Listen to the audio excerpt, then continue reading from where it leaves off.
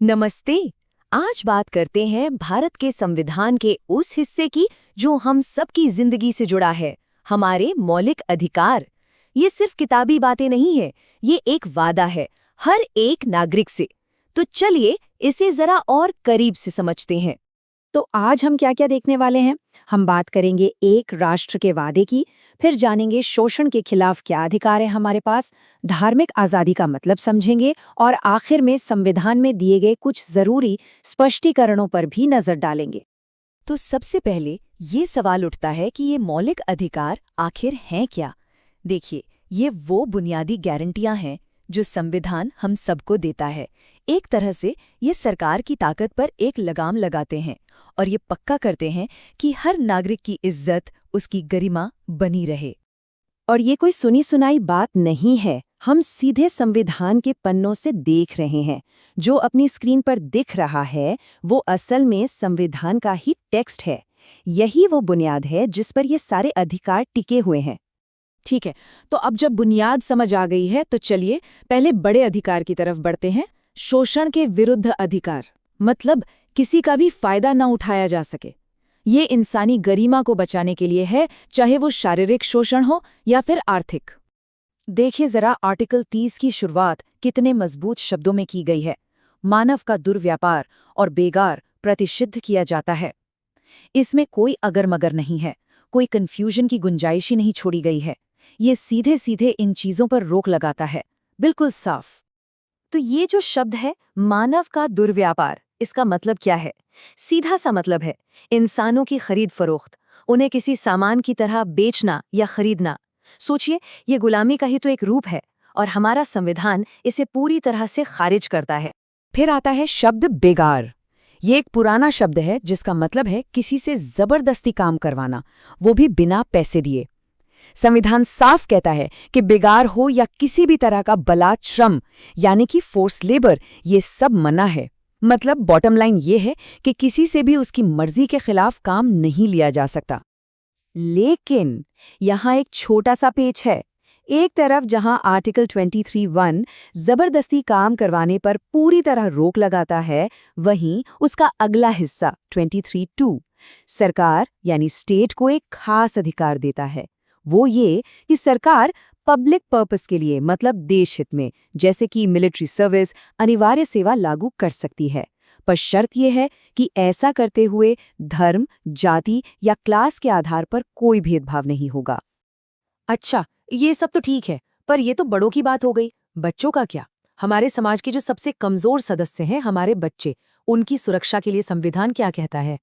इसका जवाब हमें मिलता है आर्टिकल 24 में, और यहाँ ये नंबर 14 बहुत ज़्यादा ज़रूरी है। संविधान एक लक्ष्मण रेखा खींच देता है। 14 साल से कम उम्र के किसी भी बच्चे से फैक्ट्री, खदान या किसी भी खतरनाक काम में नौकरी नहीं करवाई जा सकती। ये सीधे सीधे बच्चों के भविष्य को सुरक्षित करने की गारंटी है। चलिए, अब शोषण के खिलाफ अधिकार से आगे बढ़ते हैं और बात करते हैं एक और बहुत ही अहम मौलिक अधिकार की, धार्मिक स्वतंत्रता का अधिकार।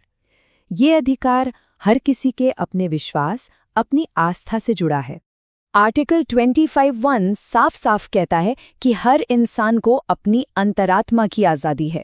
वो जिस भी धर्म को चाहे मान सकता है, उसके हिसाब से चल सकता है और उसका प्रचार भी कर सकता है। ये एक बहुत बड़ी गारंटी है जो हर किसी की व्यक्तिगत आस्था का सम्मान करती है। लेकिन ये आज़ादी अनलिमिटेड नहीं है। संविधान खुद ही इस पर कुछ सीमाएं लगाता है। मतलब धार्मिक स्वतंत्रता का इस्तेमाल तभी तक किया जा सकता है जब तक कि इससे पब्लिक ऑर्डर, नैतिकता या लोगों की सेहत को कोई खतरा ना हो और ना ही किसी और के मौलिक अधिकारों का हनन हो। ये एक बहुत ज़रूरी बैलेंस है।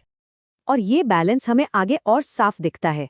सरकार को ये हक है कि वो धर्म से जुड़ी किसी भी आर्थिक, राजनीतिक या सेक्युलर एक्टिविटी को रेगुलेट करने के लिए कानून बना सकती है। तो एक तरफ व्यक्तिगत आज़ादी है और दूसरी तरफ पूरे समाज का भला। आर्टिकल 25(2) सरकार को दो खास ताकतें देता है। पहली तो ये कि वो धर्म से जुड़े सेक्युलर मामलों को कंट्रोल कर सकती है, और दूसरी, वो समाज की भलाई और सुधार के लिए कानून बना सकती है। जैसे कि इसका एक बड़ा उदाहरण है हिंदू धार्मिक संस्थानों को समाज के हर वर्ग के लिए खोलना। चलिए अब अपने आखिरी सेक्शन पर आते हैं। इसमें हम कुछ ऐसे स्पष्टीकरणों को देखेंगे जो संविधान में ही दिए गए हैं, ताकि कोई कंफ्यूजन ना रहे। पहला स्पष्टीकरण सिख धर्म के बारे में है। संविधान साफ कहता है कि कृपाण पहनना और लेकर चलना सिख धर्म का ही एक हिस्सा माना जाएगा। ये एक बेहतरीन मिसाल है कि हमारा संविधान कैसे खास धार्मिक रिवाजों को समझता है और उन्हें सुरक्षा देता है। दूसरा स्पष्टीकरण और भी दिलचस्प है। जब बात सामाजिक सुधार के लिए हिंदू धार्मिक संस्थानों की होती है, तो हिंदू का मतलब क्या है?